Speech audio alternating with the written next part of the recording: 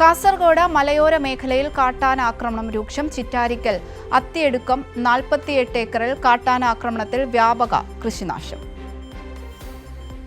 ചിറ്റാരിക്കൽ അത്തിയടുക്കത്ത് തുടർച്ചയായ ദിവസങ്ങളിലാണ് ജനവാസ മേഖലയിൽ കാട്ടാനാക്രമണമുണ്ടായത്. കാട്ടാനക്കൂട്ടം കൃഷി വ്യാപകമായി നശിപ്പിച്ചു. വനാതിർത്തിയോട് ചേർന്നുള്ള മേഖലയിൽ ഒരിടവേളയ്ക്ക് ശേഷമാണ് ആനക്കൂട്ടം നാശം വിതയ്ക്കുന്നത്. വടവന്തൂർ സ്വദേശി പെരിങ്ങേത്ത് രാജന്റെ കൃഷിയിടത്തിലെ നിരവധി തെങ്ങുകളും കവുങ്ങും വാഴകളും കാട്ടാനക്കൂട്ടം നശിപ്പിച്ചു.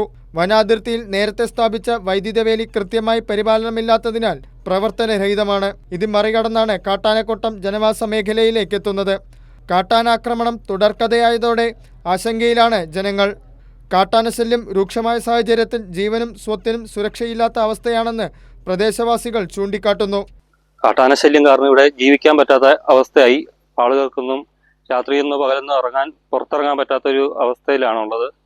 ഫോറസ്റ്റുകാരാണെങ്കിലും വന്നിട്ട് ജസ്റ്റ് ഒന്ന് നോക്കി പോകുന്നതല്ലാണ്ട് അവർ കറണ്ട് ശരിയാക്കാനോ മറ്റുള്ള കാര്യങ്ങൾ ചെയ്യാനോ വൈകിട്ട് വരാനോ ആനയെ ഓടിക്കാനൊന്നും തയ്യാറായിട്ടില്ല ഇതുവരെ.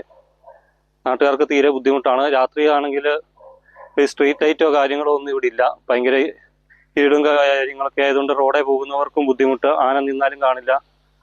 ആനശല്യം കാരണം തീരെ രക്ഷയില്ലാത്തൊരവസ്ഥയാണ്. വൈദ്യുത വേലി തകരാർ അടിയന്തരമായി പരിഹരിക്കണമെന്നാണ് നാട്ടുകാരുടെ ആവശ്യം. കൈരളി ന്യൂസ്, കാസർഗോഡ്.